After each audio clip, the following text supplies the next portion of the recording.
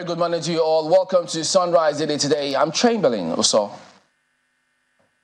Indeed, good morning. I'm Malkwe Yusuf. Well, from Lagos, good morning and welcome to the program. I am Bukola Koka. Well, you've seen me before, now you see me again. Today is February, wait, that's June, right? Yeah. June 9, 2023. It's a Friday morning, end of the week. I haven't heard Malkwe say thank God it's Friday today. Amaya Makine, good morning and welcome. Okay, well, let's just go ahead and take a look at this. Well, there were comments made by civil society organizations. We know they had, it wasn't totally, I'm not sure if it was completely strange, the perspectives that they were going to, or that they had, and that probably they were going to maintain after a while, no matter what happens, the civil society groups and their perspective on how the elections turned out. So eventually they did put up a report about what transpired. So I guess we'll just listen to some of what was said. I would like to get your perspectives on that. Let's have a look. It is a room filled with international NGOs, donor partners, civil society organizations, election observers, development partners, as well as officials of the Independent National Electoral Commission. They have gathered at the behest of the Nigerian Civil Society Situation Room as the group presents its final report on observations during the 2023 general elections. We're quite disappointed with what came out because we think we had the capacity to have done better. And we are still asking the INEC chairman to apologize to Nigerians because of the electoral issues. You know, because of technology, we demand for an apology because we asked the INEC chairman if the electoral process, if the technology will work. This election was about technology, but his technology was disappointing. Other stakeholders also air their opinions on the wrongs the electoral umpire needs to right moving forward, albeit there is a dissenting voice to the group's overall stand. What was explained to Nigerians why transmission of presidential election results face technical glitches. Every other result, senatorial, House of Rep, well, there were some modicum of transmission. But that one. Training for observers is key because for us to deliver, even as observers, we need to understand what the electoral process is. We saw observers on the field acting as monitors, not even understanding what they were supposed to do there. For me, those parts of the report about apologizing to INEC and all of those things are the personal statements of those who it is not included in the report. The electoral umpire, represented by the National Commissioner in charge of Information and Voter Education, Mr. Festus Okoye, admits there were challenges and wants Nigerians to look forward to better polls in the future. There are a lot of positives from the election. There are also challenges from the election. Based on those challenges, we are going to look at the reports from domestic and international election observers. We're also going to look at reports from political parties. We're also going to look at reports from our own electoral officers, from collation officers, and returning officers. And we are going to see whether there are issues and things that we can deal with administratively, and we deal with those ones. We can also see whether there are still issues that demand both legal and constitutional change or reform. Then we will go before the appropriate organ of government and deal with those ones. Lessons have been learned, recommendations made, and reports presented. Nigerians will hope that these will be put in perspective when future elections are conducted. Victor Matthias, Channels Television News. Is that act once in one or act two in one? You've been acting a lot lately, or thinking about acting a lot lately. Well, whatever the acts are, the most important thing is, the lessons that should be learned, from the entire process, and the lessons we can draw. We can begin to look at or begin to review what was said, and as against what was done. That disagreement, amongst the civil society organizations, Situation Room, the monitored the election is gaping, by the way, where one party says, the INEC boss must apologize. And, another civil society organization says, no, that's a personal opinion. But maybe we should just recall some aspects of the election or some events before the election where we had the INEC boss, promising a whole lot, particularly during his appearance at the Chatham House, besides promising that, the BVAS machine would be deployed for the electoral process. I recall he also said that, an Android system will be deployed to monitor logistics during the election. But what did we have on election day?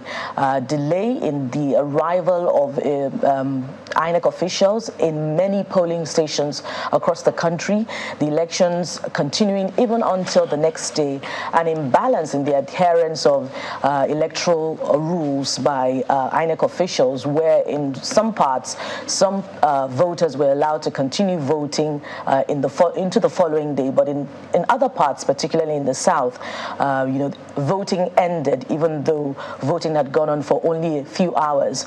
Of course, we had pockets of violence recorded in quite a number of states in the federation.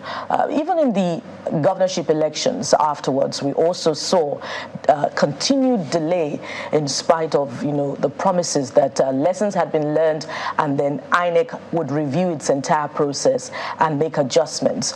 And then perhaps what was a big point of disaffection for Nigerians was the delay in the transmission of results to the IREV portal from the presidential election, and that is particularly, what some political parties are hinging their petitions on.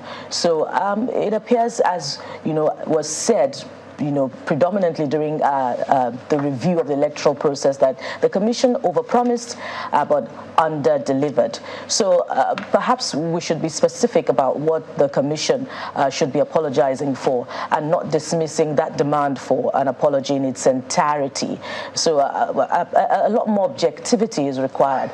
But then if you look at, the dismissal or the individual dismissing the need for an apology, traditionally, immediately after the conduct of elections was concluded, Mr. Nwagu had maintained, that view that the electoral process was smooth, and any demand or any criticisms of the process was based on propaganda. But I think we need a lot more objectivity in reviewing the electoral process. For me, understanding the challenges that had to be contended with, I think those are important. Number one, there were about 93 million voters. How many elections?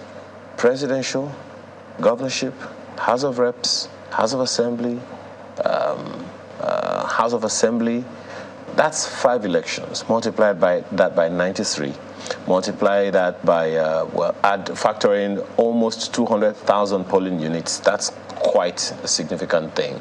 Now, how many staff does INEC have? Those who are in logistics will know what a nightmare the entire process was. And guess what? How many people are members of staff of INEC? So it's like, you want to go play a world-class match, and you are just putting your team together within days. That's what happened. And so perhaps the idea right now, one that I agree with the CSOs on, is to review the entire process. Of course, that's going to have to do with adjusting the laws, because if the BVAS if the voter card doesn't carry any information that is useful, and the BVAS is carrying all of that information, then why do we need the voter cards? That's one thing. And I remember that on this program we have also editorialized on harmonizing all kinds of identities that we have: the national identity card, international passport, driver license, BVN, you name it, all of those. So if we can just harmonize all of them together, INEC will be able to say, okay, this is your identity. What's that number that you have on your national identity number? Okay, it's everything together, good. You're qualified to vote. You go ahead and vote. But for me, I would look forward, and I would want every Nigerian to do the same, because at the end of the day, we have just one nation. And we often hear that thing that no democracy is perfect. Yes, granted, but then it doesn't have to be so imperfect that it's so so obvious. So INEC does have its work cut out for it. But guess who is also a member of INEC? You. Yes, because you are part of the voting process. You are part of the electoral process. So the people that are recruited within the shortest of time to be a part of the process, they are Nigerians as well. What kind of cultures, what kind of ethics, disciplines, and all of those national ethos do we have that we bring on when we are called for national service at whatever time? So for me, I would say let's look forward. We've had this exercise since 1999 until this one. Can we learn lessons and make progress? Mark Chamberlain. Well, I think it's quite interesting, but the thing is, we can't afford to keep spending or to even try to spend over 300 billion naira for the next elections, because that is going to be a lot considering what transpired, because all of that budgetary approval was because of what they expected was going to be and how it was going to play out. But you all know the impression that people have about what transpired, how it went on.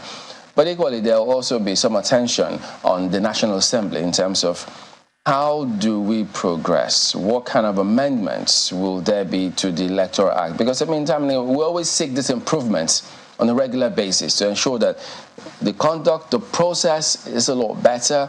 It's easier for people to vote. We don't have to shut down the entire country and lose more money. Not at this point in our lives where, what the fuel subsidy debate, which is going to continue on this program today anyways, how hugely important that is to everyone's pocket. Maybe not yours if you got enough of it, but it is huge. We don't have a lot of funds to fund the budget. We don't have so much funds to ensure that the economy thrives and keeps on going. We're trying to cut our coats according to our cloth. So whatever the leakages are, we need to plug them. So these are some of the things that we need to look into and ensure that we don't keep putting huge amounts of money and not get the kinds of results that we expect, the kinds of results that makes it easier for us to keep going, because in several other countries, even in this continent, elections, you don't have to shut down the economy. And so those are some of the perspectives, some of the things we expect to see moving forward. Yes, there are several matters that have to be determined, but people have their perspective on what played out, so nothing can change that, I guess. So that's the way it is. All right, so that said, we'll take you through some of the dailies here. Today we'll start with New Telegraph. NAS leadership raised like no other. Okay, look at this. On June 12th, will spring surprise on House floors. PDP says it's working with other opposition parties. Tinubu meets G5 governors behind closed doors at presidential villa, urges lawmakers to put Nigeria first. So there you go. So the commission, every agency in this country, they need to put Nigeria first as well to ensure that there's got to be a country first and foremost before any other thing happens. So those are some of the perspectives of highlighted here this morning. Oh, look at this. INEC officials to tribunal. How Beavers failed to transmit results. Who would have thought? But you need to put this in context too. So just go out there, because look, why is it the 21st century? The technology is moving so quick and fast. We can't be dinosaurs in this world, this global village where ChatGPT well, just doing tremendous things in technology moving forward. Why shouldn't we aspire? And then speaking of which, subsidy, NNPCL withholds 8.4 trillion naira due to FAC. Says it made 674 billion naira profit after tax, not 687 trillion naira. What happened to it? Well, the talk is that the NNPC needs to come and reconcile its accounts with the Federation accounts. What they make is supposed to be remitted to the Federation account, and there's been back and forth as to whether or not the NNPC should, do its own deductions before remitting to the Federation account, or remit to the Federation account first before it is now reimbursed for whatever it is that it might have spent. But that conversation continues to go on, Chamberlain. Well, look, I think they better do some of these things, because at this point in time, everyone should be asking questions. And guess what? It doesn't matter what anybody thinks. It's the country's funds and resources, not anybody in government's pocket money, as we always say here. So they need to give us answers We demand those answers, and they have to speak up. Well, that is New Telegraph this morning. Leadership Friday is what I'm looking at for you on the front page this morning. 10th NAS leadership. Tinubu sticks with Akpabio, Abbas, lobbies lawmakers. That's the lead story on the front page now. Says it's about Nigeria project. Accuses Goje Aliero Wamako of stalling progress. Yari, Kalu, Jimo Ibrahim, Wase, Betara absent. Opposition will spring surprises on Tuesday, PDP boasts. So you find details on page 7 of the paper. Bring it on. A number of other stories. I think is already enough said on that. Transactions suffer as federal government restricts MDA's accounts. I guess they want to know where they currently are before they allow them continue to operate those accounts. Dar Communication founder Dr. C for burial on the 22nd of June. So that burial arrangement has also been released, and I'm sure that quite a number of people will be taking note of that.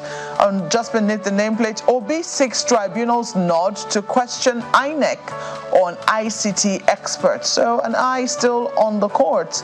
And look at this, gunmen kill Catholic priest in Edo.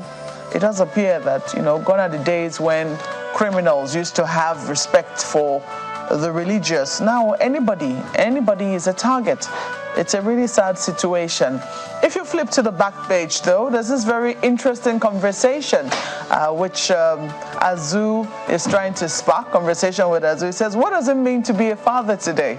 For all the men who complain about how mothers have taken the shine and how we have 20 Mother's Days in Nigeria, maybe this will be of some comfort to you, talking about what it means to be a father today. Very interesting piece. Let's leave it there for Leadership Friday. Indeed, and I'd love to take a look at that one myself, but let's turn to the Guardian newspaper, and I'm spoiled for choice as far as reviewing the stories is concerned. But let's begin with the big one. In search of independent 10th National Assembly for tough times. That's a big story. It appears to be an exclusive, and you find details on pages 4 and 5 of the Guardian. And it's coming after the president met with National Assembly members yesterday ahead of the big election of officers into key positions next week Tuesday. That will be June the 13th. Take a look at this one right under the big story. Constitution of Nigeria, PDP, LP plot against Tinubu's candidates in National Assembly leadership tussle. It appears that's yet another exclusive, so you just might have to take a closer look and see what sources they'll be quoting for that one. Let's go above the nameplate and look at this very concerning stories. World Bank lists Nigeria among countries with high food security concern. And of course, we always say that the new administration has its work cut out for it. So agriculture and security, go hand in hand. So that needs to be addressed. And lastly, before we exit the Guardian, there's something happening in Ondo State, and you'll find it at the extreme right-hand corner. Transfer power to your deputy to avert constitutional crisis, SDP tells Akeredolu, that's the governor, following reports about his ill health. Well, we wish him quick recovery. That's it for the Guardian. Nigerian News Direct has this one on its front page, and guess what? It's talking about money, something that might interest you as well. Check it out, Nigerian News Direct front page. NNPCL fails to remit 8.4 trillion naira into Federation account in 17 months. That's according to RMAFC, or Marco calls it RAMFAC. Stories on page 2 of the paper this morning. 8.4 trillion naira in 17 months. That's what percentage of the budget? Don't even answer that question. But several other stories you will find on the front page. Thank you for bailing me out, because I was thinking about what that would be.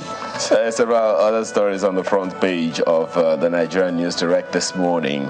And look at that one, 10th Assembly. Uncertainty looms over leadership as members-elect await Tuesday inauguration. Every time we have this upcoming events, there's always such tension in the polity, and by that I mean among politicians and all of those things. And I'm always like, hey, you guys just move the holy on, because it's a familiar feeling, Ayo. Anytime there are, key elections to be held, there's always tension, there's always, apprehension about what is to come, and that feeling was deeply felt ahead of the general elections. It was such a big relief when the elections had been general concluded. elections since 1999 have been held with that kind of apprehension. But to what benefit? Anyway, that's the Nigerian News Direct this morning. Next, oil revenue crash pushes FG's deficits to 513 billion naira in February. It is 16% below budget benchmark ascribed to the CBN. Non-oil revenue declines too. Federation account revenue drops 32%. Ooh.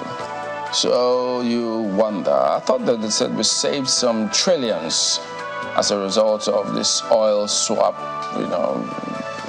improvements. So yet you still see revenue dropping by 32%.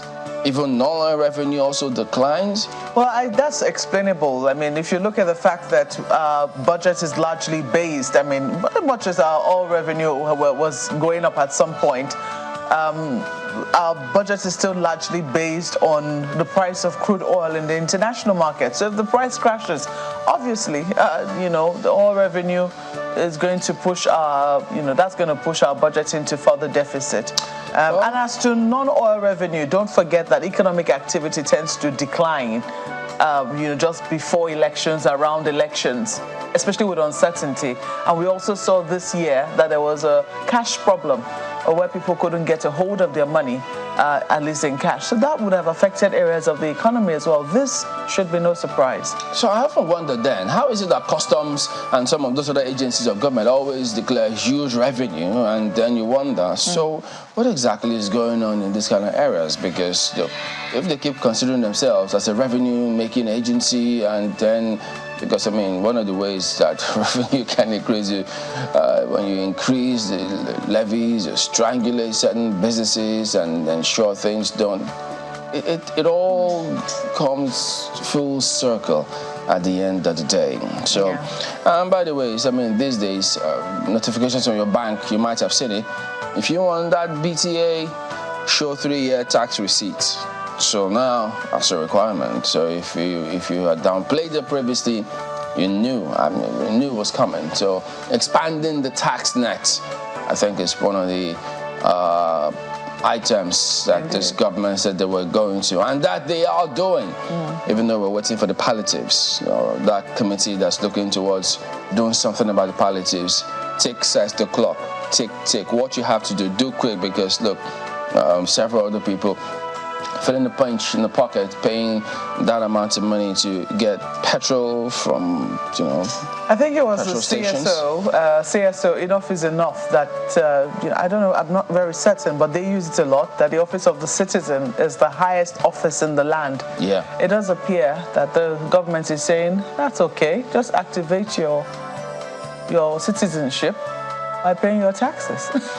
Well, we'll activate it too by ensuring that we'll ask them all those questions and do they pay their own taxes as well? Yeah, and the citizens too will do well to also perform their own oversight on those governments in terms of what they do, how they conduct themselves, and such and that. But speaking about revenue, net forex inflow rises 22% to $5.1 billion in 2 months. How about that? Okay. And then 5G. Remember the famous back and forth that went on with the 5G at the time? Good old COVID days. No, not good old. Nigeria must prioritize consumers' privacy, ethics of data usage, says NCC. And then presidential poll, Tinubu APC oppose INEC's ad hoc staff as witnesses. Just giving you some updates. concerning what is going on there. Democracy Day, government declares June 12th public holiday. So some ministries might end up working for either one day in a week or two, because as a result of this fuel subsidy matter, some states had declared, okay, well, you only come to work like 2 or 3 times. So if you minus take away this day, which is a Monday, are they now going to come to work just once a week? That week? I don't know. Just thinking aloud. That's Vanguard this morning, anyways. Daily Trust. I mean, everybody is supposed to enjoy the holiday, so maybe that would not count. So who's going to do the work? Maybe that would not count. Who will do this work? Maybe we need that money in would this count, country. because if there's to go to work 3 times a week, well, I think it's left for the state governments to eventually figure that out. I mean, in terms of how that should work. But if you're already on public holiday and the whole country is on a public holiday, then that should not be factored into the number of days that it should come on a good day. That's my own reasoning, but oftentimes... Not that they're going to close by 6 p.m. when they come on those days anyways. They still close when they close. Some leave up by 3, some... That has been civil service, Chamberlain. It's not going to change overnight unless you have somebody who really wants to turn things around. But even though my thinking might not have been endorsed, RAMFAC, by the way, Ayo, has been endorsed. So get with the flow. Even the institution calls it institution RAMFAC. So stop saying RM. I just one person. He's going to change the office tomorrow. No. A new MD can come in tomorrow. No, RAMFAC is what they call it. Not just the MD now, but all the other people in the agency. So just go with the flow. Don't be afraid. Eh? No, he doesn't want the flow. Daily Trust has this on the front page for you. Support Akpabio, Tajuddin. Tinubu urges lawmakers-elect. Tinubu gets governors buy-in, as somebody speaking there. Yari Kalu remain in race. Betara meets Asiwaju today as Wase insists on contest. Page 4 will give you all of the details. So more and more on the upcoming inauguration and perhaps elections that should happen for the leadership of the 10th National Assembly. Look at this. Ipman assures incapacity to force down price of petrol. That's also there. What are they waiting for? It's early days yet. How economy fared under Obasanjo, Yar'Adua, Jonathan Buhari. So now there is a comparative analysis. Might interest you. Page 3 of Daily Trust has the details. And this is actually a very important story.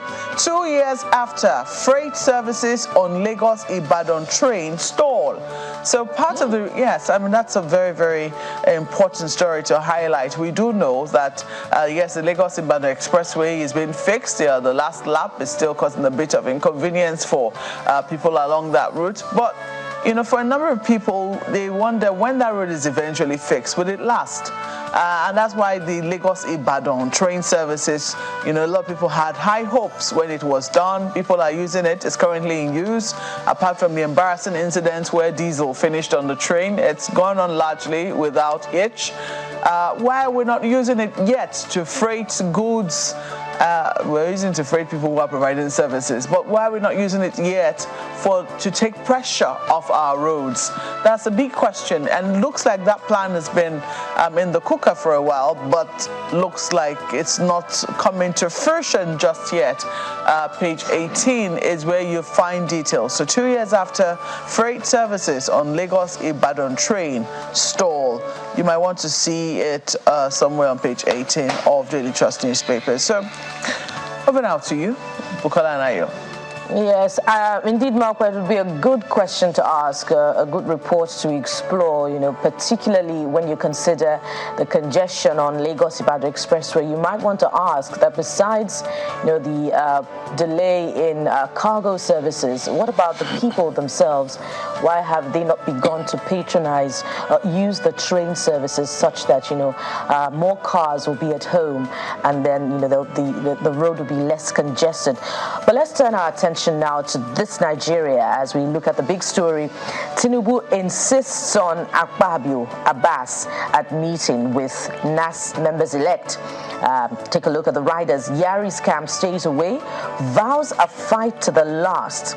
Governors across party lines back president. So what's going to happen on June the 13th will be very interesting, particularly because besides the continued support of those members nominated by the party, there are also reports that there are moves to replace those key members with other members, indeed by the party as well. So how true that is, we really don't know, but it looks as if the party is going ahead with the choice of Akpabio for Senate President, South-South, and Abbas for Speaker. When is inauguration again? June 13th. We'll wait till then. We'll wait till then, right? Let's look at this one right under the big story. This is where we started from, by the way. BVAS failed us during presidential election. INEC ad hoc officials INEC ad hoc staff tells Tribunal. It's a page 20, and I guess that's part of the continuation of the presidential election petition tribunal. Let's go above the nameplate. Of course, this has been captured before, but just for the sake of it, NNPCL withheld 8.48 trillion naira oil subsidy since January 2022. That's ascribed to Marquez Ramfac. Well, the question is, perhaps that corroborates or it reminds us of what the NNPCL CEO said only recently after the removal of subsidy, that NNPC had been catering to subsidy payments since the beginning of the year. So the question is, why wasn't that clarity provided by the former administration when they told us that subsidy was captured only up until June 2023? And a question to answer. Yeah. Let's leave it there for this Nigeria. Flip or switch to the Daily Independent this morning, and what do you have on the front page of Daily Independent? Another very interesting one, I bet. But hey, it's also talking politics. Presidential election. Tinubu, APC oppose INEC staff testifying in Atiku's petition. I don't understand that front page, but hey, it's one of those things that a number of people say, hey, maybe it's just the drama, right? But it's what you have on the front page of Daily Independent this morning.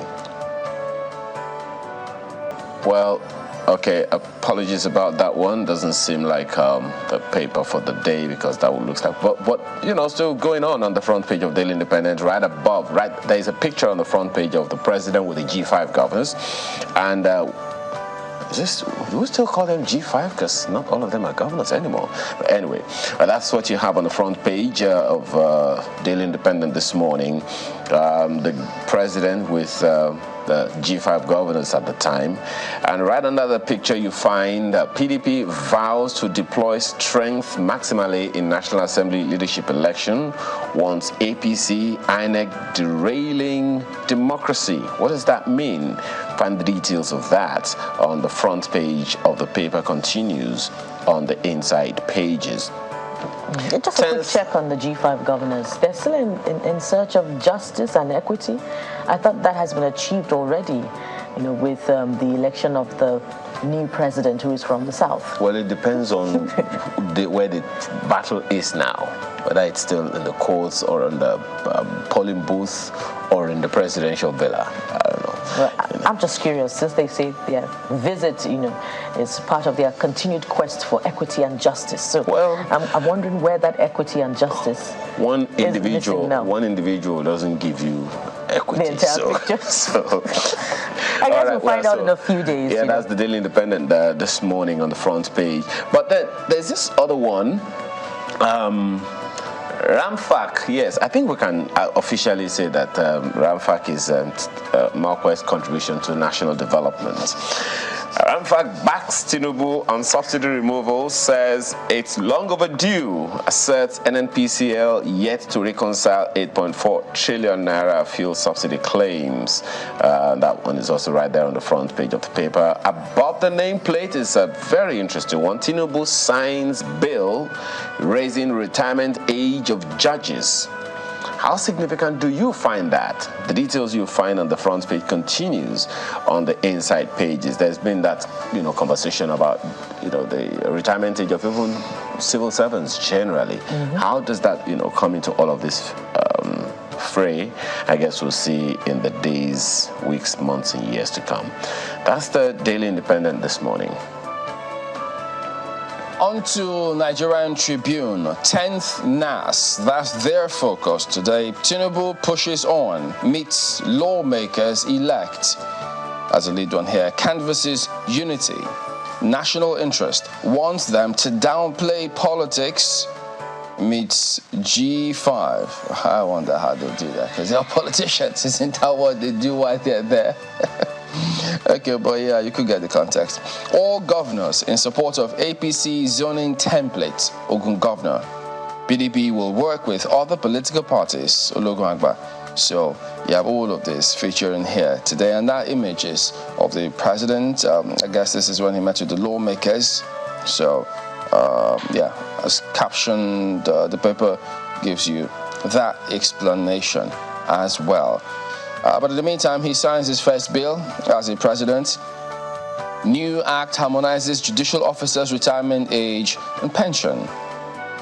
And then DSS storms Anambra Assembly, attempts to whisk away Nnewi lawmaker elect. There's been questions about the propriety or otherwise of this particular move, especially if it's on the floor of the hallowed chambers. You need to read that properly and see what exactly transpired. Was it hallowed chamber desecrated? Was it outside the premises? So all of that you need to get, but you won't see that if you just want to run or you attempt to run with the headline. Yeah, but also there needs to be questions asked as to what exactly is the modality of DSS arresting people. Do they read you rights before you are arrested?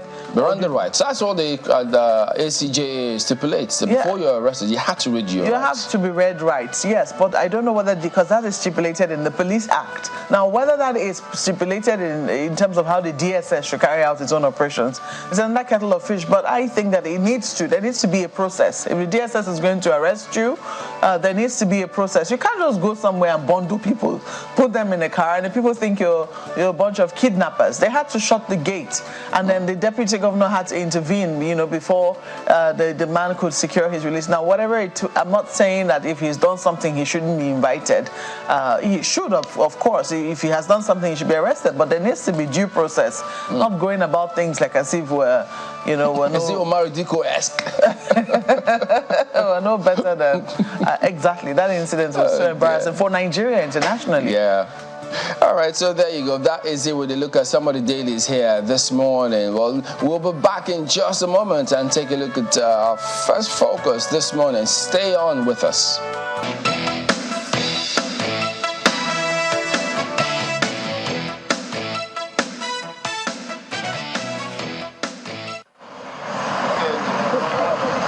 This is the operational base for Nigeria's national carrier, Nigeria Air, and the Minister of Aviation, Mr. Adi Surika, is here to unveil the first aircraft for the airline. The event is coming less than 72 hours to the end of President Muhammadu Buhari's government, and Mr. Surika says it's a fulfillment of the president's promise to Nigerians. 50% of all airlines in Nigeria came into being under our administration. So you could see the aviation growth from what we have been doing, and the fairness in the Buhari administration, and justice and equity. Number of airlines in the country have doubled. Number of airplanes have doubled. Number of airports have doubled. Number of passengers have tripled. All of aviation businesses have been blossoming because they give equal opportunity for everybody to participate. The minister leads guests from the hall to the tarmac of the Nnamdi Azikiwe International Airport, where they inspect the aircraft.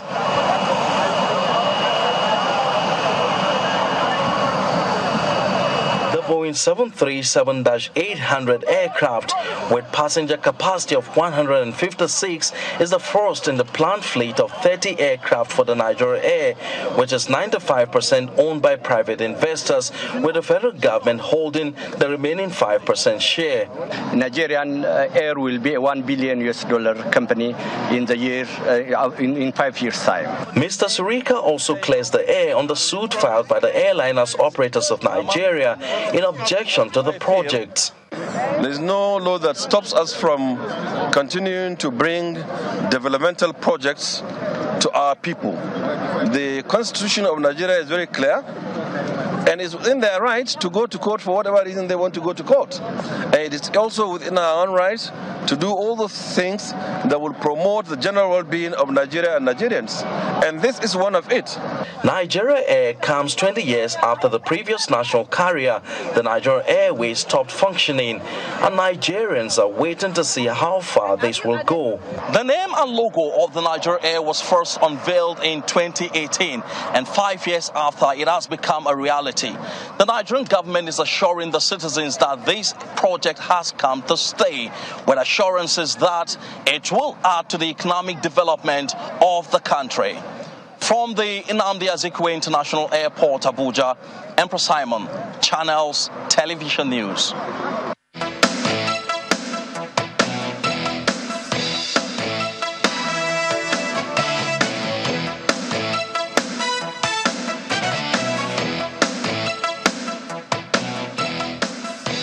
Welcome back. Yes, indeed. Issa Juguda joins us next. He is a former Minister of State for Transport and Aviation, former Governor of Bauchi State, former MD Nile Bank, and then he's Chairman BOT APC Professionals Forum. Good morning, and thank you for joining us today. Good morning. Good morning. Well, so many things that the country is grappling with at the moment. We have the Air Nigeria subsidy, and just trying to see how we could take all of this in and still come out in one piece. But since you've been there in that Ministry of Aviation and Transport, you have perhaps deeper understanding and insights concerning how some of these things play out, of course. So what is your impression? Because now members of the National Assembly, they're really angry about this Nigeria Air matter. Several other stakeholders think that, look, this is not what they told us that it is. And now we have to grapple with so many things. Many don't even know what to believe anymore about the existence or otherwise the status of Nigerian Air. What do you think of all of this? Well, thank you very much.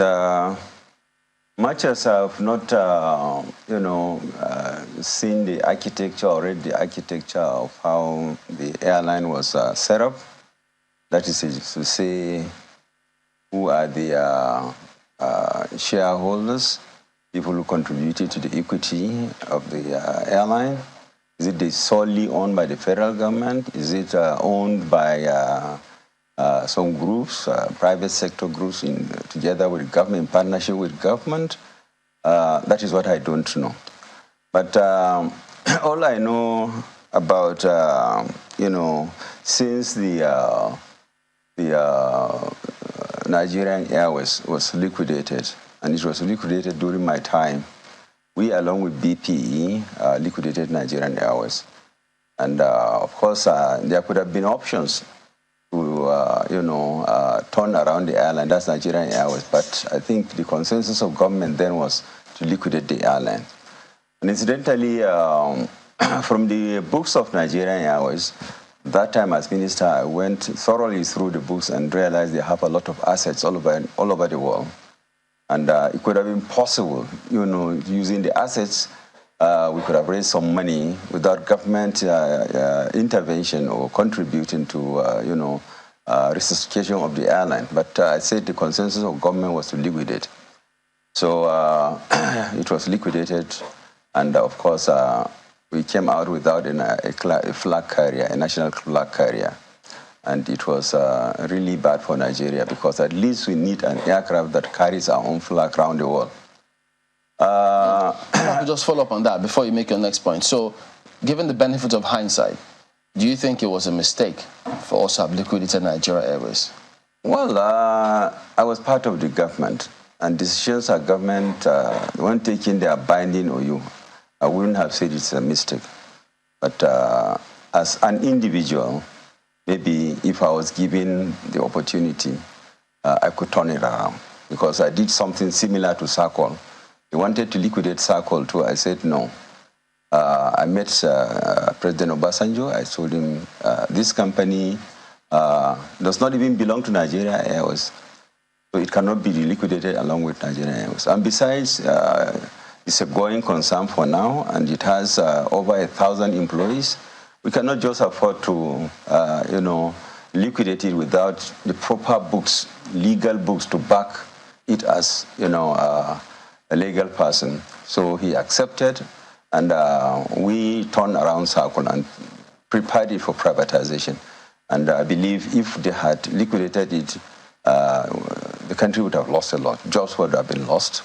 And of course, the services that they are rendering now to the airline industry, I assure you that it couldn't have been there.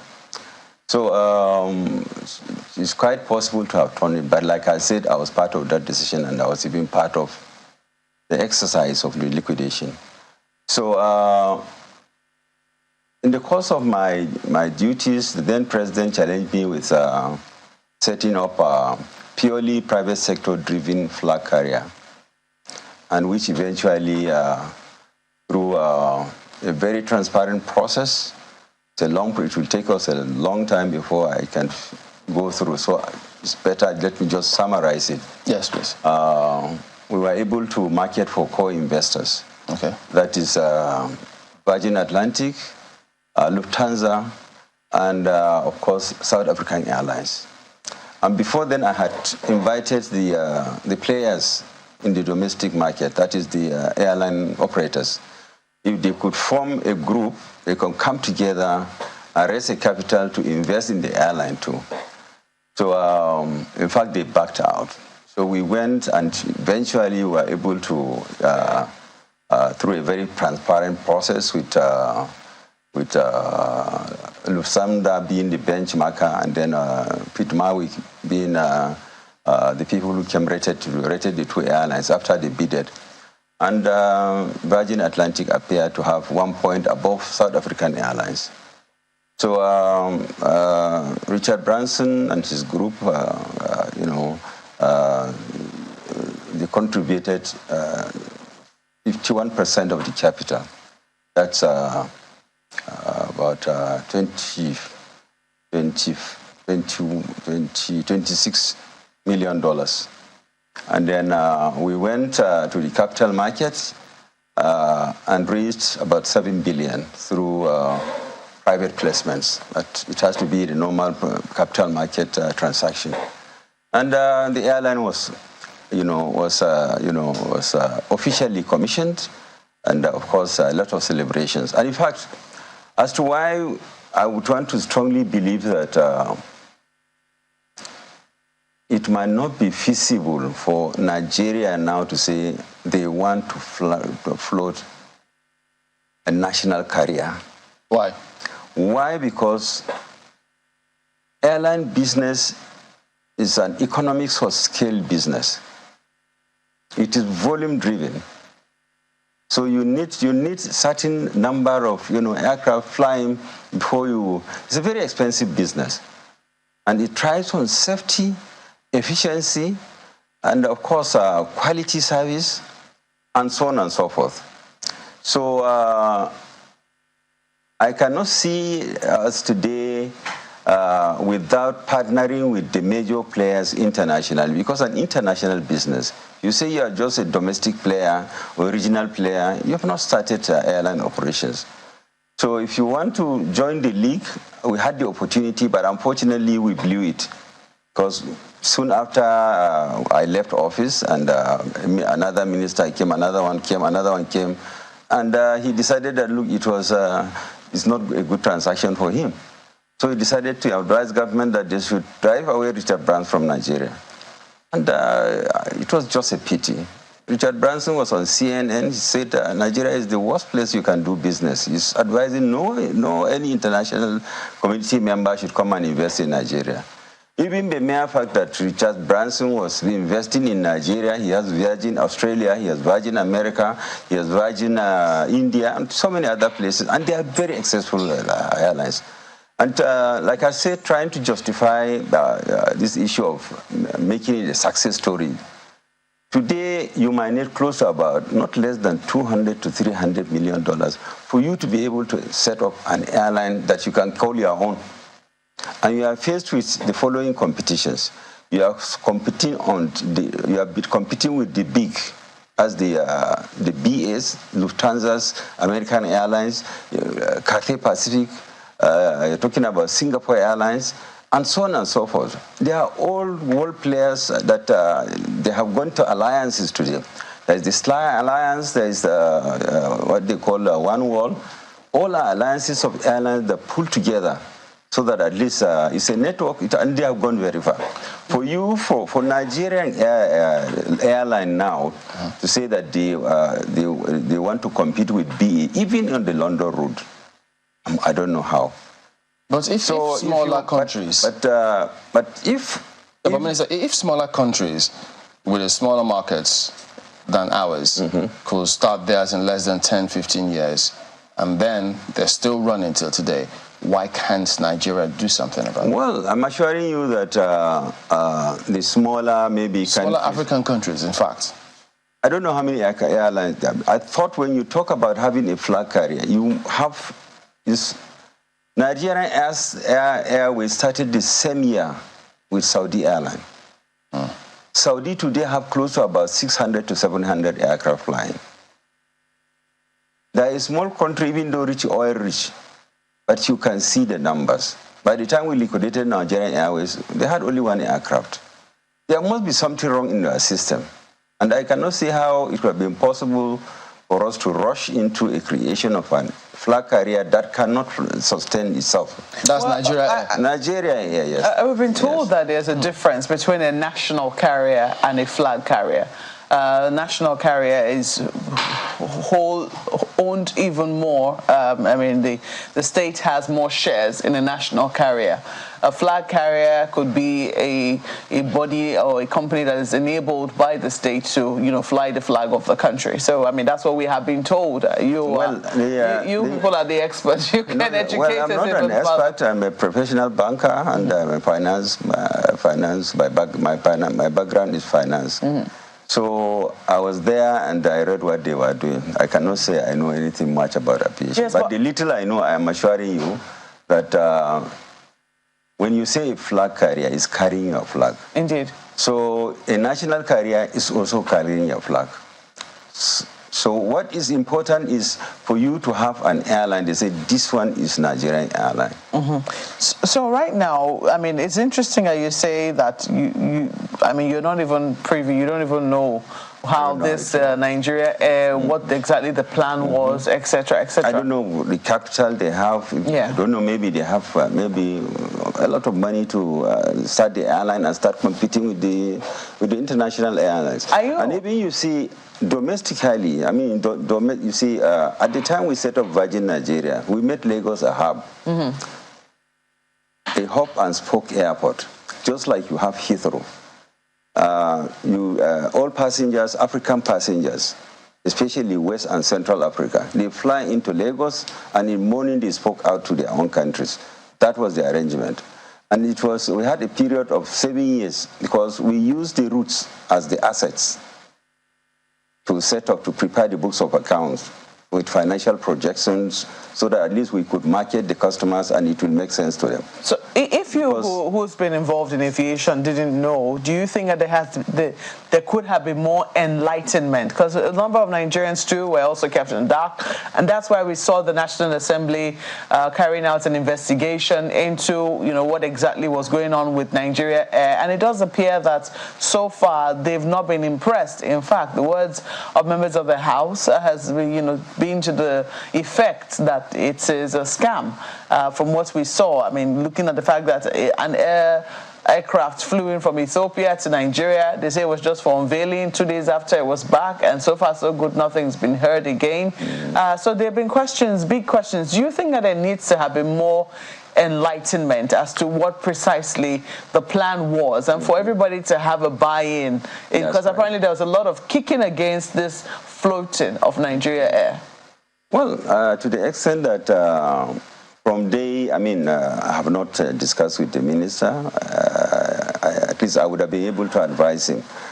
But from what I have seen, I would just imagine that the money is there, to set up the airline and start maybe the airline with close to about 10 or 15 aircraft.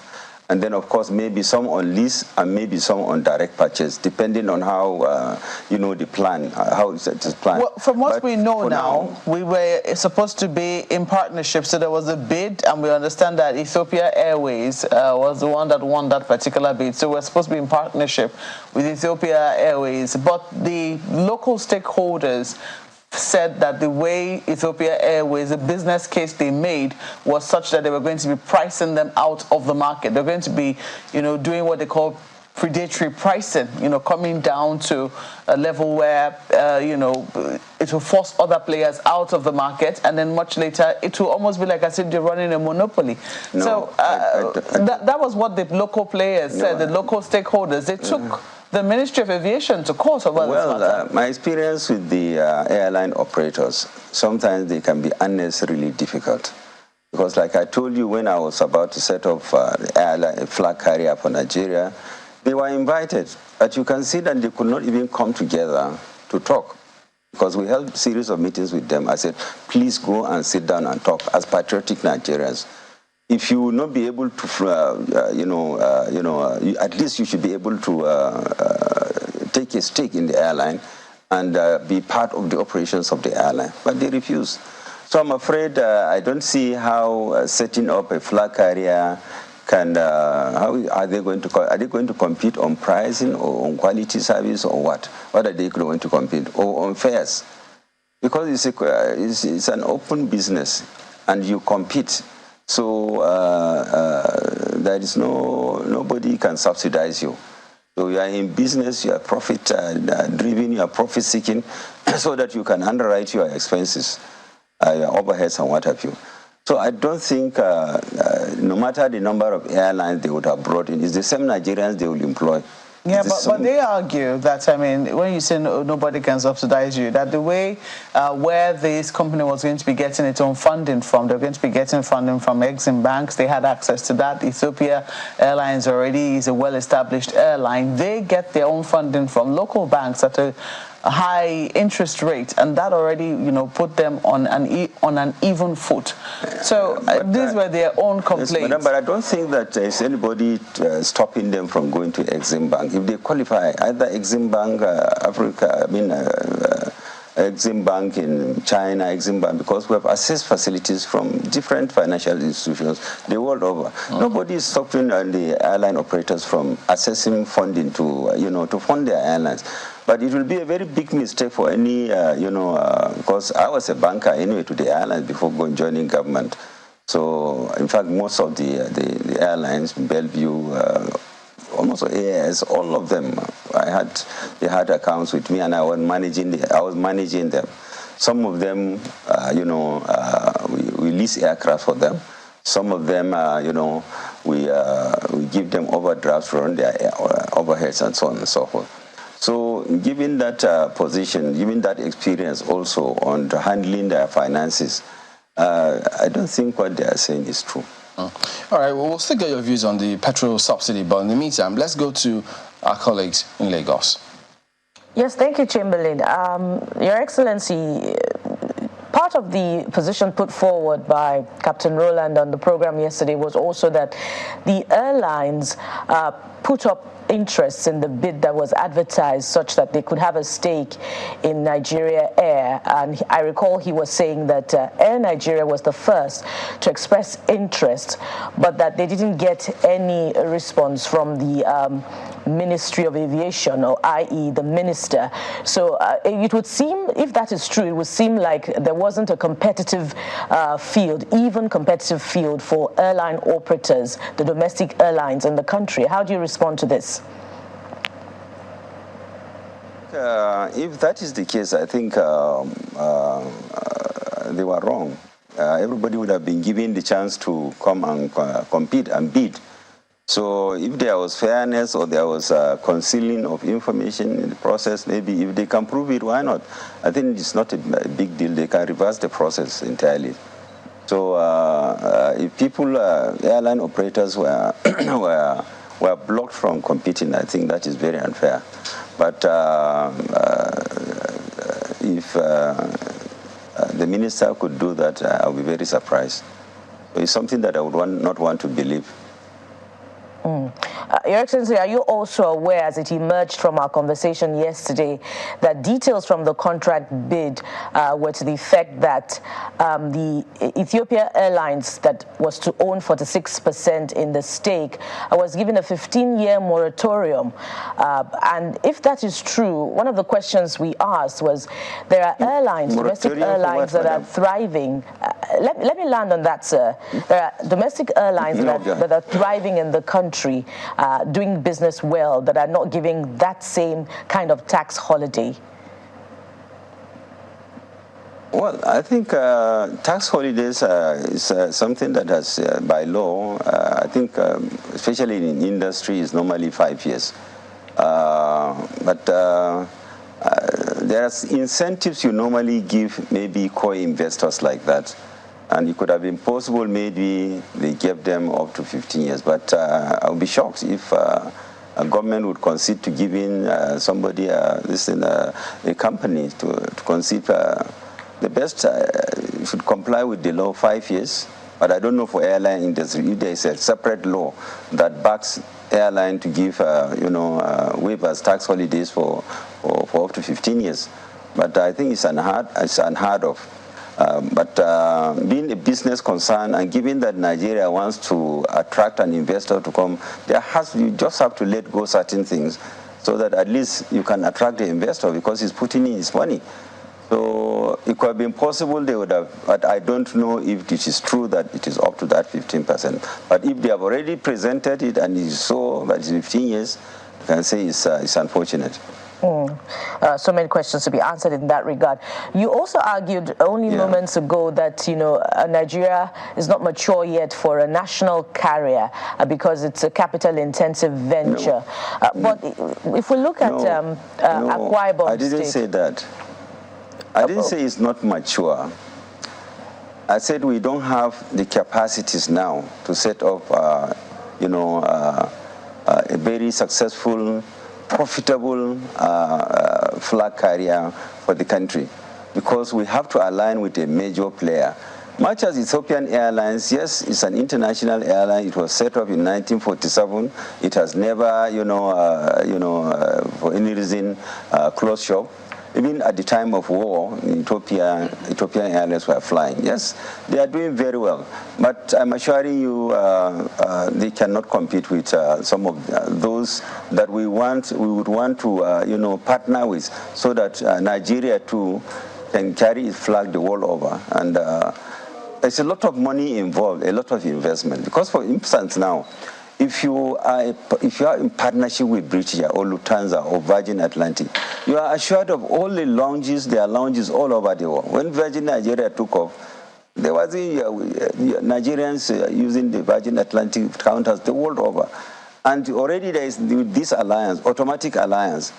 So if you are flying to, the Far East, I mean, you book here, and then if you go to, London, you transit, and then you bought another, Virgin Atlantic, and there you are. Okay, so I got you. In due course, like I said, Lagos would have been a hub. All the African passengers would be brought into Lagos in the morning, and then they are taken to either Central Africa or West Africa, or even part of North Africa. Okay, so at least I got you on your concern about it being... Are you going to take the taxpayers' money and lump it into a business that you are not sure is going to succeed? Okay, so at least I got you on the concern about it being now you set up the airline. I'm assuring if you now, as an individual, set up an airline and you say you want to make it an international player, I think you have not started. But okay, at least I got you on the concern. Look at the environment. So I got you on the concern that no, we can't. We can if we can forgo rendering services to our people and not building roads. We can decide to set up an airline. Why not? Sure, we can buy up to 100 maybe. Aircrafts, but we are going to be challenged. At the end of the day, competition might even force us down, and we may crash as a business, I'm afraid. But be as it may, we can. But like I said, if it is something that is private sector, if we want to bring in money to be like venture capitalists, to set up the business and sell it to other this thing to run, I think it's something that is an option. Okay, but, so if I may come in now, sir. Money, and then when we dearly need it locally to to manage our affairs, I think it's not right. Okay, if I may come in now, sir, at least I got you on the concern that it is capital intensive and we don't have the capacity. But how is it that, a state in the country is able to own and manage an airline and in fact has 6 aircraft in its fleet? How many of their aircrafts are flying internationally? And internationally, when I say internationally, an aircraft that can take you from here to China through their alliance, they are just local players, madam. They will continue being local players, but certainly not flag carriers. I'm talking about a flag carrier for a country. So domestic, you can decide to, but I'm assuring you, if it is government-run, eventually you know how government does business. If the local players, were given an opportunity to own stakes in the bid, governments of Nigeria have run in the past. You know their fate. All of them have been run aground. I just mentioned about Nigerian Airways that started with Saudi Air, 1974. They ended up with no aircraft, and it was a bitter thing for us to liquidate the airline. But by the time we liquidated the airline, the Saudis had about almost 800 aircraft flying in the air. So government is not good in running businesses. An airline is something that, you see, you have to render very quality services and you have to thrive on safety. Nobody will want to go and board an aircraft that there is doubt in its safety or, they can compromise on, comfort, because most of the passengers that travel internationally, where you make the money, because economy class, fare cannot run an airline. The bulk of the profit is made from first class and business class. So it makes up for the first class passengers. So it is important to take note of this, that airline business is a kind of a business that is very unique and different from other businesses that or services but if the domestic airlines were allowed to own stakes in the bid, if their bids were considered, and they were allowed to initiate the international alliances that you talk about, would it be out of place to start small and then, if the bilateral services agreement were enabled through, interventions at the federal level, would it have been impossible to start small and then grow over time? Oh, madam. In fact, the routes, we have what they call, they call it, I've forgotten the term they use in diplomatic language. But normally routes are normally assigned to airlines. And if, for instance, British Airways have about 2 frequencies every day into Nigeria, 1 to Lagos, 1 to Abuja. And we are also equally entitled as a flag carrier to have 2, we can designate our airline fly twice into London, and the same thing with all other countries. So if they emerge as big players, why not? It's our own right. So Lufthansa too, they are coming in every day. We're also entitled to 1 slot into Germany. Or yes, we can go in the morning and go in the evening. So all other countries that we have these bilateral air agreements, we are entitled to designate our airline to those routes. But like I said, it is not easy to set up even an airport lounge. Now, assuming you are going to set up your own airline, yes, you will need a lounge. You certainly will not get one in British Airways. They have their own wing for other international airlines. The whole place is, I don't know, but it's something that without alliances, madam, I'm sorry, that's my own belief, and I am yet to be proved wrong. All right, we'll do. Thank you for coming on. I will definitely look forward to more conversation on this matter because we're sure this is never the last we'll hear of this Nigeria matter. Because when the new minister comes on board, there will be questions from Nigerians about this. Thank you for coming on as always. Issa Yuguda, former Minister of State for Transport and Aviation, also former Governor of Bauchi State and former Managing Director, Nile Inland Bank. Thank you for coming on today. We will be back in a moment, everybody. Do stay on with us.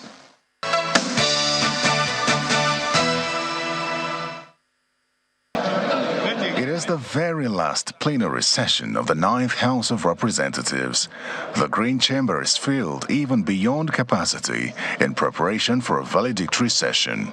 But first, a brief plenary session is held to consider some reports, one of which is that of the ad hoc committee which investigated the alleged loss of $2.4 billion due to the illegal sale of 48 million barrels of crude oil in 2014. The DSS themselves carried out an investigation and concluded that these allegations were false and unsubstantiated, and that these individuals were fraudulent and were only interested in obtaining money from the government.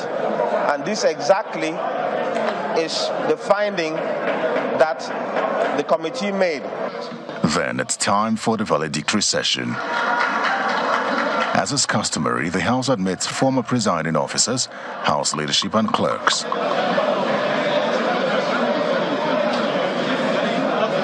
The Speaker kicks off the session with his final address as Speaker of the 9th House of Representatives, even as he steps aside as a member of the House since the past 20 years to take up his new role as Chief of Staff to the President. I assure you that in this new role, I will work to ensure a cordial and productive relationship between the executive and legislative arms of government, whilst respecting the independence and prerogatives of the legislature.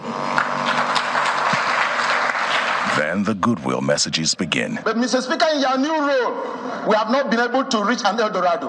Mr. Speaker, the judicial officers of this country are still wallowing in their poor working and living condition, Mr. Speaker. One thing I personally achieved is that I'm a better Nigerian. I've been able to travel all the states of the Federation for oversight functions, and I've seen a lot. So I'm a better Nigerian. My only setback is that all our female bills, all our gender bills, Mr. Speaker, have not been able to pass through. We have lost so many number of our colleagues, starting from Ekwayon Basi, from Akwa Ibom, Jude Eden, Edo, Fagon Gawu Jigawa, Kila Yuguda Asa from Jigawa again, Osi Prestige from Abia, Murtala Aruna from Plateau, Omalafe Adebayo from Mundo. Today must give them that 1 minute silence, which is very important. A minute of silence is observed in honor of members who passed away in the course of the 9th Assembly. Former Speaker of the 6th Assembly, Patricia Ete, presents a goodwill message on behalf of former speakers. To wrap up the event, certificates are presented to the leaders of the House as lawmakers bid each other farewell. And it's goodbye to the 9th House of Representatives. Terry Ikumi, Channels Television News. Welcome back. Yes, indeed, that is Honorable Obinna Chidoka, who is a former member of the House of Reps. He joins us this morning. Good morning. Thank you for coming on today on the program. Good morning. Thank you for having me. Laurie, we didn't get to see your own valedictory speech there, but that did happen. But there will be a lot of focus on the forthcoming 10th Assembly because the reps, they've given their session up to the Senate now to do that probably on Saturday or thereabout. But there'll be a lot of focus too on not just the ruling party in terms of who will emerge as leaders in the House of Reps, but opposition too. Because, I mean, we read today that the PDP says they will spring a surprise on June 12th, on that day, because they're holding their cards very close to their chest. What should we likely expect from all of what's playing out now? So it's actually very interesting. From all the times I've been in the House and I've gone for the speakership role, starting from 2007, witnessed 2011, 2015, sometimes you get to have these surprises. In 2011, initially, 2007, we didn't, because we followed the party position when we elected Patricia Ete, if you remember. But in 2015, of course, you saw a deviation. From 2011, Tambuwal, and 2015, Dogara, you saw a deviation from the party norm that will have to go this way. Now, I think the 10th Assembly has been one of the most contested. As it stands today, we have about 10 of them running, and everybody is sticking to their guns. But I know that from what I've also seen, being in the opposition party, from the ruling party, they possibly have a preferred candidate. And the others are actually gearing up, hoping for a fight and hoping that they will go to the floor and spring a surprise. And unfortunately for the APC, by the time you add the minority parties, they don't really have the majority. Even in 2015, when they had the majority, of course, you saw what happened. And so I expect to see a keenly contested speakership and Senate presidency, and all of them are eminently qualified. Yari was with me in the 2007 6th Assembly. He became a governor. Akpabio, of course, has been a governor as well, has been in the Senate, has the requisite experience, and apparently he's the choice of the party. In the House of Representatives, where you have younger people and more active, you see a lot of us running, or a lot of them out there running. And I expect to see a situation where the best candidates will emerge. Now, will that still be the case? Because the last time out, we don't know how much the then president reached out. Okay. But now we see the president Tinubu reaching out to even members-elect from opposition parties. You see images of that everywhere. Isn't that going to count for something at the end of the day? No, definitely. I joked with a friend of mine. I said, oh, wow, the other day I was going through the villa, and I saw that the DSS have come back to the front gate of the villa. That is the major, not the pilot gate, the major gate of the villa. The DSS that were disappeared for about 3-4 years, they are back, showing you the level of activity going in and out. And I'm sure if you go to the visitor's logbook, you're going to see that it's heavy. And he's had meetings back-to-back with senators, with House of Rep members, and I have it on good authority that he actually appealed to them that they should stick with the party position. And if that be the position, and he's actually reaching out to some of them, we might not see the fireworks we're expecting to see. The party candidates who might easily just sail through, because they will have been able to appeal to different sections and factions within their party, and of course within the opposition parties. Why? Because it's an appeal, right? It's not. Well, yes, it's an appeal. He's not whipping them into line. He's not threatening them. Because somebody asked me, why can't the party go heavy on them? I said, no, you belong to the same party. Could he have learned from what happened during Saraki's time? Definitely, because you don't want to destroy your party. So one of the things you need to do is to go back and talk to your party members. As it stands today, everybody is equal. There's no first among equals. Everybody have a right to become the Speaker or the Senate President once you're a ranking member. If I had returned back to the House, I would have been positioned to run for the Speaker. So at this stage, you're going to be appealing to one another to say, let's see reasons why the Secretary to the government should go to the North Central, the Speakership should go to the South Northwest, the Senate Presidency should go to the South South. That is their position. But there are those who will say, no, we have every right to run. So I believe that it behoves on the president to sit down with his party, especially with his party, then sit down with the opposition and really speak to them, as it were. Now, I know there might be a bit of knotty issues here and there, being that there are a lot of litigations going on. The courts are sitting. So the minority parties, I'll use that word, might be hoping that they may have their day in court. So they might have to tell their members what to do. But do they have the numbers to upstage what is going on at the moment? Do they have the numbers? If they don't, then I see a position where the ruling party will most likely produce somebody who will become the 10th National Assembly leadership. And I must tell you that everybody is eminently qualified, as I've said. Those who are running, I see those on the forefront. Fabio, Yari, TJ Abbas, Betera, name it. The President Deputy Speaker is also running. But if there was a member from the opposition groups that's running for Speaker, shouldn't we know by now? Absolutely, because I don't think... Can you run secretly? No, you can't run secretly. And it will be an exercise. It will exercise in futility. Because once you don't have the numbers, then there's no point you going out there to run. It's not an easy task. It's as if you're campaigning to become almost the president of Nigeria. You're going around the country, you're talking to governors, you're talking to your colleagues, you're appealing to everybody. You have a campaign office. Most of them have campaign offices at the Hilton. If you go there, you see the activities going on. They're cajoling one another, telling them what to do and what not to do, and selling yourself. Mm-hmm.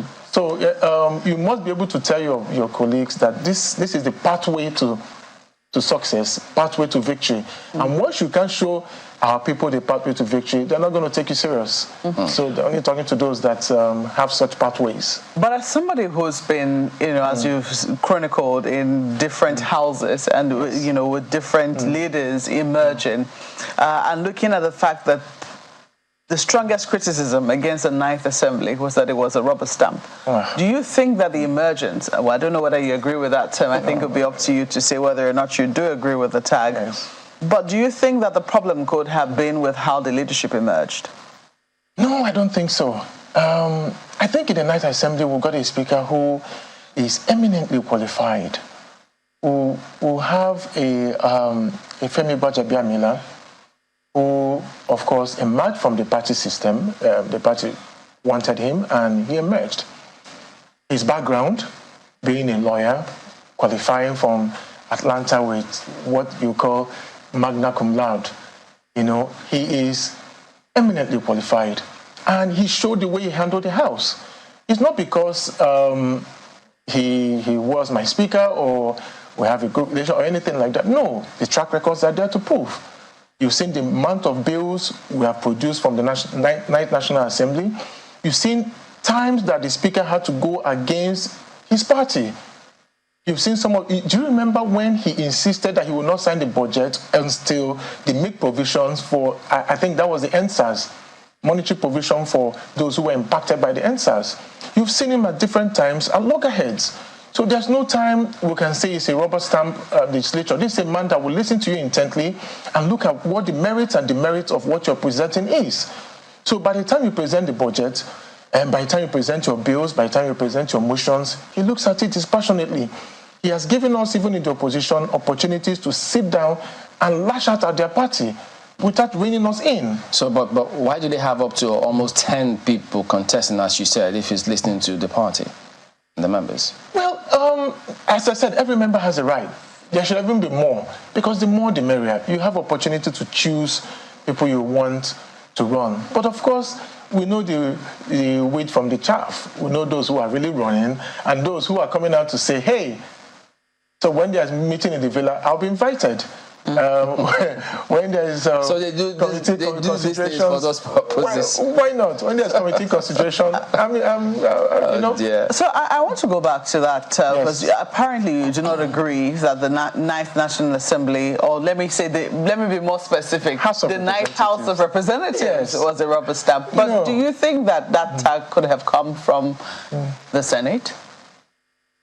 Well, maybe. Let me speak for the House where I belong. Because you're a member of the National Assembly overall. Yeah, but let me, because there have been also times we have gone in divergence with the Senate. I remember some of the bills we put out during the COVID times for the palliatives, when we even passed a bill that we should, if I remember clearly, pay some of the workers, create enabling environment to help those who are impacted by COVID. Some of the bills we passed at that time was not concurred by the Senate, but it helped in the policy formulation by the executive to bring about some of the palliative they used. Why was that the case, though?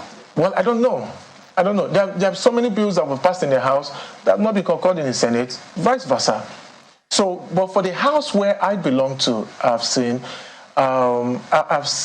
because I've seen it play out. I've seen it play out. I've seen a situation where the Speaker has divergent views with the executive. Nonetheless, there were areas that were not too stellar. One of them that easily comes to mind is this issue of the probe of the NDDC. And we saw how that, I mean, off your mic saga is still very much.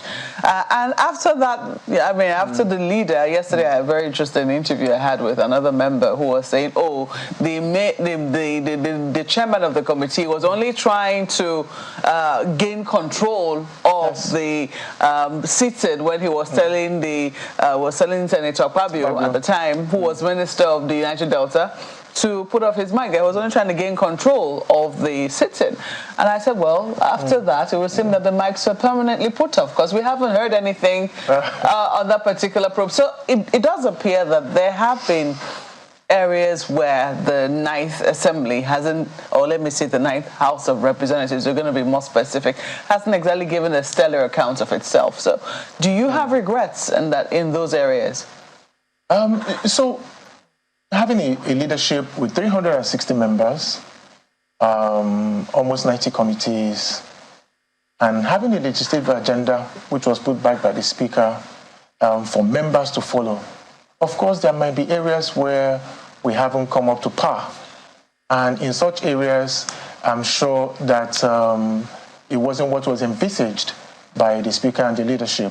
There'll be so many probes like that. There were even so many committees that were, if you notice in the final day, rushing to submit their reports. Some were given 2 weeks, but reporting back several weeks after and all that.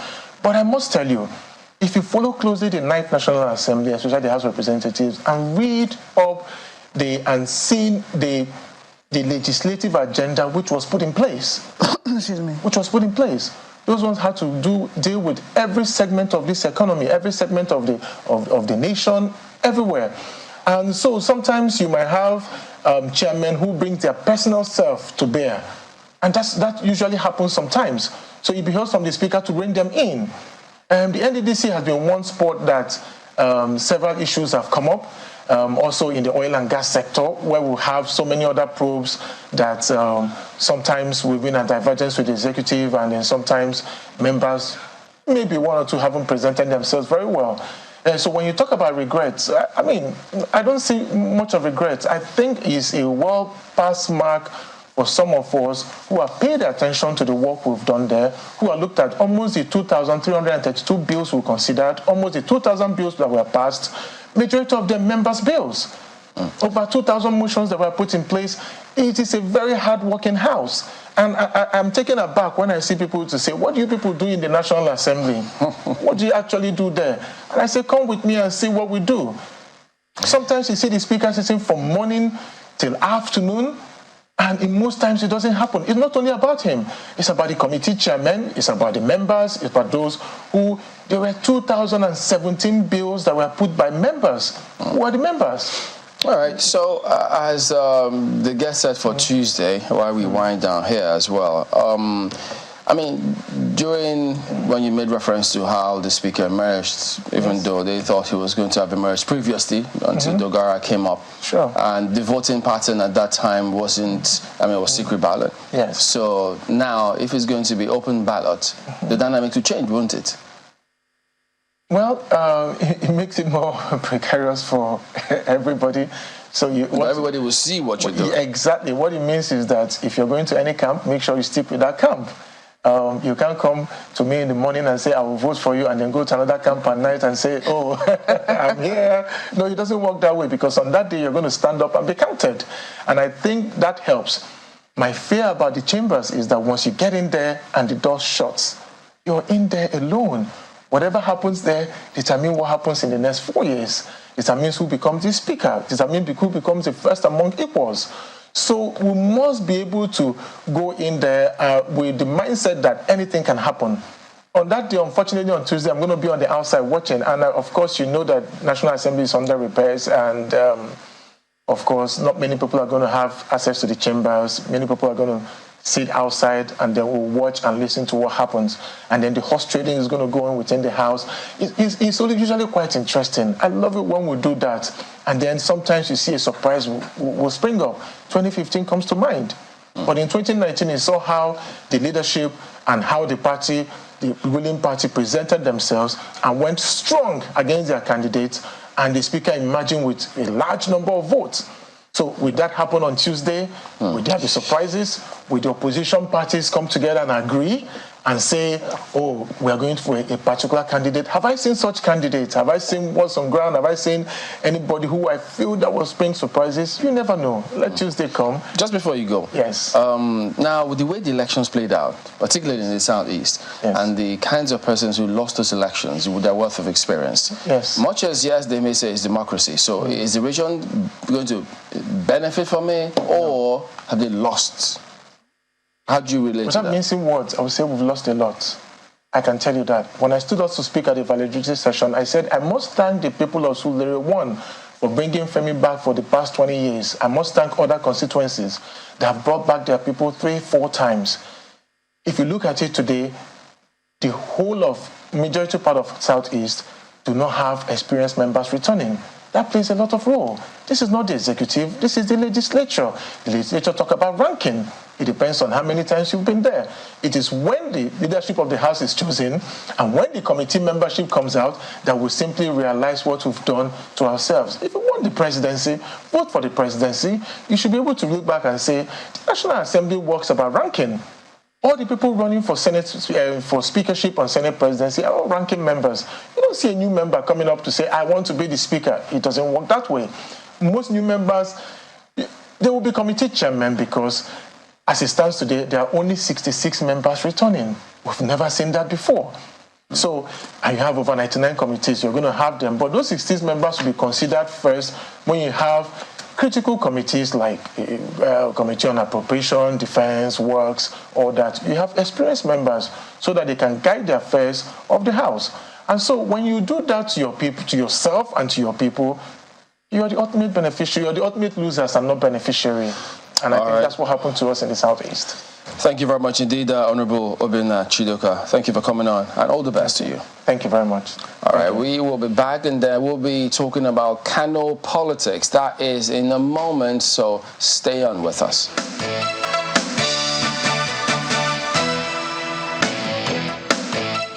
Back to Sunrise Daily. Yes, as you've seen there, Umar Haruna Dogowa is the chairman of the NNPP in Kano State. He joins us from our studios right there in Kano, as you can see. Good morning. Thank you for joining us on the program here today. Good morning, Mr. Chamberlain. Okay, so let's start off with this new government, new party at the helm of affairs in Kano State. But it appears many seem a bit confused as to what to expect, but already the government has gone on what some have described as the demolition spree. So could you shed some light on that? What does the government intend to achieve with some of these demolitions? Because we understand more places, more buildings have been marked for such action. Thank you for this all-important question. Let me first of all say that what we are doing is like a kind of our campaign promise. We promise to the people of Kano State that when elected into power, we are going to make sure that everything, virtually everything, that was taken away from the people of Kano to be given to an individual, our government, when in power, will rebut that decision. So, importantly, it is our campaign promise which we intend to implement and which made people to vote for us in the first place. Secondly, what we are doing is in line with governor's oath of office. He swore with the Holy Quran that when elected, he will do everything possible to defend the integrity, property, and everything belonging to Kano and Kanawa people. So that's exactly what he's doing. Thirdly, we have information available to us that these buildings or these properties that hitherto belong to the public were maybe illegally taken away from the public and illegally given to an individual with better interest. Fourthly, it is also morally right if you promise something, you have to fulfill what you promise. I don't think you will agree as a governor to allow a particular property, like a hospital, which used to attend at least 1,000 people on daily basis, that have a turnover of attending to at least 3 million indigenous of the state, be given to somebody to just build his house. I don't think anybody, any meaningful somebody will allow this. This structure that you are seeing now is what we call Daula Hotel. When I was commissioner for higher education, this place is a school. We have about 2,000 students. The name of the school is Hospitality and Tourism Institute. Somebody took it away and gave it to himself. And within that premises, I came up with 25 plots, which he sold at the cost of 50 million naira each. We have traced, we have checked to see where this money has been lodged in the government coffers. None. So if you came into power with this type of thing, I am very sure every meaningful Nigerian will also try to do the right thing. Fifthly, the Electoral Law Act empowers governor to take any decision on land. Decisions that are of importance, decisions that are helpful to the general public, not decisions that will only help an individual. Thirdly, these structures that are erected are an alteration of the initial master plan of Kano State. Let me give you an example. This Daula Hotel was a hotel during Outback origin, and it was meant specifically to be that. How can somebody then, in his wildest dream, come and turn this place to a residential area and a shopping complex and give it to himself? So these are type of things.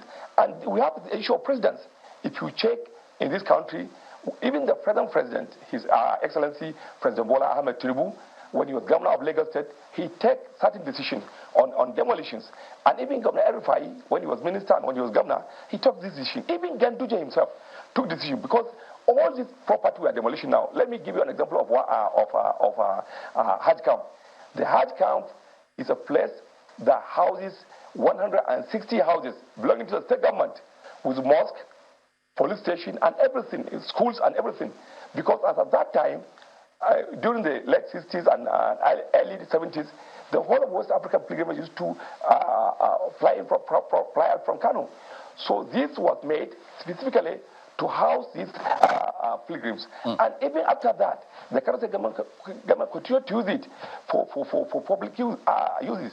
But now somebody came overnight, demolished these houses, divided into plot, and gave it to himself. Let me ask you, Mr. Dogowa. We met on ground, and we have to address these issues. Okay, so I believe you know Musa Ilyasu, former Commissioner for Rural Development. So he's been making some statements, as a matter of fact, because you have referenced some government's decision previously, but he says that government properties at numbers 5, 6, 7, Bala Muhammad Way, government property at number 132 Dawaki Road, number 13 at Ali Akilu. These were all sold by Kwankwaso when it was government. He's in government, says, go and check who's occupying those premises now, then you have some answers. He also did reference government properties at number 193, 194, 196, up until 920, all at Amadou Bello Way. They were sold by Kwankwaso, he says. And watch this. He says the same process that Mr. Ganduje used in selling those government properties is the same that Mr. Kwankwaso, I beg your pardon, the same process that Kwankwaso used was the same that Ganduje used. So if Mr. Ganduje's version was illegal, why isn't that of Mr. Kwankwaso illegal? He says there is double standards here. Let me tell you this. I wouldn't have answered this question if it was coming from him. Hello, can you hear me? Go ahead, we can hear you. Hello? We can hear you, go ahead. Hello, can you hear me? Oh, okay, I wouldn't have answered this question if it was coming from him, because this is the third time he's contesting for an election and he's been rejected by his people. So even his people rejected him in his polling unit, in everywhere, he couldn't win in one single polling unit. So he's rejected somebody from his constituency. Having said that, let me also tell you that that's why we say that whosoever is going to be given an appointment should be very, very versatile with Western and Islamic education. If you, because somebody can talk, because somebody can say anything. If you decide to appoint anybody into any position, then you are missing off. If you are talking about public property, taken away, demolished, and given to somebody, we are talking about schools, mosques, recreation centers, places that can be used by hundreds and thousands of people. If you are talking of monetization of property or houses owned by some people to be auctioned, ask Ganduje now, ask him, Ganduje, the house in Miongo Road belongs to who? It belongs to government, but it was auctioned to him, but nobody raised an eyebrow. His own house is a government-owned property, but it was given to him, and nobody is saying anything because it was a residential area. And when a residential area is neglected and it was sold out to somebody to renovate and use it for accommodation, there's no problem in that. But when you demolish a school with admission, 2,000, 3,000, when you close down a hospital and give it to somebody with attendance of 1,000 people daily, then you are bad. You don't know what you are doing and you are not meant to be in government. That's the answer to that question. And if you check on these houses that he's saying, this house is a policy that came up from government. I was a commissioner then. It is a policy which we said that, okay, let all our houses be auctioned to individuals, especially those occupying the house. Especially those occupying the house. Go and ask the Kano State workers, how many of them are occupying houses? How many of them are occupying houses? But when you demolish a school, demolish it with admission, with students going on, taking lessons, check them out. When you close down a hospital with patients, you don't care what is said. Then what are you trying to tell me? Okay. You can't even compare this. Had he been he went to school, he wouldn't have even been using this as an example. All right, let me bring in my colleagues from Lagos. They've got questions for you as well. Timberlane, Mr. Doguwa, perhaps one of the questions a number of people would want to ask is whether or not the government counted the costs or consider the implications of that decision before going ahead. Already, there's heavy looting, heavy stealing all over the place, especially in the light of the fact that of the announcement that the government made. And as you very well know, a host of suspects, 49 suspects have been arrested by the police. Do you think government thought through the possibility that that announcement made and that action could lead to the kind of unrest that has trailed it? I would have loved you to... Can you hear me? Well, we can hear you. Go ahead. Okay, I would have loved you to ask your channel people here that are in Kano the reaction of people whenever Governor Abba Kabir is out on the street of Kano. People are jubilating, people are happy, and you cannot rule out the possibility of having one errand boy when something is happening like that. You cannot rule out that possibility. If things are happening in Lagos, they are virtually, yes, it is like a kind of necessity. Sometimes something must happen. But by and large, the decision is a very good one. It was taken in the interest of the general public. It was taken to defend the good people of Kano State. It was taken to defend their property. Like now, Kano is one of the biggest cities that we have in Nigeria. In fact, probably in the olden days, it is the most... Mr. Doguwa, while all that you're saying, is making a whole world of sense, if you can hear me, my apologies, just 1 second. Do you think... You're still not speaking to the question. There is a lot of looting going on, a lot of unrest going on. Just a second. A lot of unrest going on because government took that decision. There's been a lot of looting, which has resulted in the loss of valuables and goods and services, loss of business of a whole number of people who, occupied those places. Do you think it is something government factored in? If you say government factored these things in, is there any form of insurance or payback to those people who have suffered losses? That's what I'm saying. I am telling you that maybe you are in Lagos. From what you are hearing, may be different from what is happening actually on the ground here. You have your channel television station here in Kano. Ask them to go around, interview people and find out. Are you then saying, by what you're saying now, if you can hear me, are you then saying that the Commissioner of Police was wrong when he said that 49 people have been arrested? And he also said that parents should advise their children and their wards to desist from looting people's property. If it wasn't happening, would the police commissioner in Kano State say that? When President Tinubu came to Kano for campaign, more than 80 people were arrested with serious weapons. Do you understand it? But does that mean that the campaign was hijacked by these people? Kano is a very big city. Kano is a country. When you are counting 40 people that went berserk on something, you understand that the whole Kano is not peaceful. Kano, as at now, is peaceful. Go to any market, you will buy what you want. Everything is going on. But we are not unmindful of these patches of happenings, and we are taking necessary action against them. But by and large, this decision is in the interest of the people of Kano State, and people are happy with it. For your information, you have a station here in Kano. Well, ask them to go if around. You can hear me, Mr. Doguwa, just a second. Yeah. Do you agree that businesses have suffered losses in Kano State as a result of this demolition? Yeah, I do agree. Good. I do agree. Is there any way in which, just a second, is there any way in which you think that the government of Kano State will be speaking to them to appeal to them, or to even offer some kind of insurance for the losses they have suffered? We are already speaking with the business community. We are advising them on what to do, and very surely they are taking our advice.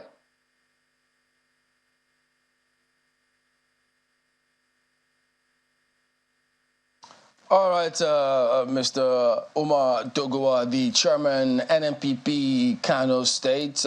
This is a matter that will definitely get back to yourself, the team, and see what else is happening, because above all, there's got to be development. But I'm afraid we're out of time, Mr. Doguwa. Don't worry, we'll make some more time on this matter. So we thank you for coming on. Not to worry, we'll see. We'll reach out to you much later. I'm afraid we're out of time.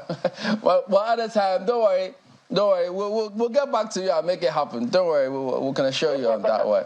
All right. Thank you for coming on. We have some messages that we need to quickly take a look at, and this coming from Ken, the very first one here today. Ken talks about the 9th National Assembly. He says, unlike the previous National Assemblies, the relationship between the 9th National Assembly and the executive can be described as cordial, devoid of rancor for sustainable development. They worked collaboratively with the executive arm of government to strengthen the planning and budget linkage that ensures effective service delivery and fulfillment of essential government obligations to the citizens, while taking care of the perennial delays in their annual appropriation bill passage and implementation. Well, believe it or not, feedback is my favorite part. Oh, really? Of the program. Okay. AGK Eze says the 10th NAS will be an interesting one to watch because of the high turnover and diversity of political parties. I urge all Nigerians to follow the members bumper to bumper. Makes me want to sing that song, and it's a Friday. And ensure that they fulfill their campaign promises whilst upholding separation of powers. That's the mail from the tweet from AGK Eze. So bumper to bumper. Keep that in mind. Ayo Abukola. Interesting. This one from Chibuzo Aniekwe is concise. Listen to this. Ranking in NAS members is not a measure of competence. There are many who are ranking members by godfather patronage, but make no positive impact. Well, talking about impact, Law Alpha is interested in the Nigeria Air debate. Unveiling Nigeria Air, the twilight of the immediate past administration, leaves much to be desired. The new government, via the National Assembly, should oversight the deal that hurriedly birthed the airline and put things right. It's a long way to putting things right, and I guess the coming days are going to let us know what all of that is about.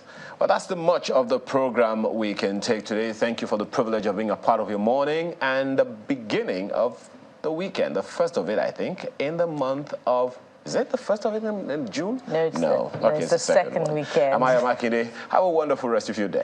I understand it's a Friday, so it's time to take some rest, starting with Ayo. Oh, really? Me? Okay. Yes. Enjoy the rest of your weekend. I am Bukola Koka. Just in case you're wondering where I'm swaying, it's that song. I'll make you follow them bumper to bumper. I hope you have a great weekend. Thank you so much for watching. I'm Malcolm Yusuf. Well, we're already looking ahead for next week, beyond the weekend. We've got the weekend planned out for you, but here are channels Monday and Tuesday. You need to keep it locked because we've got a lot coming your way. Indeed. So we do thank you for watching today as well. We'll see you next time. I'm Chamberlain, so have a very good day.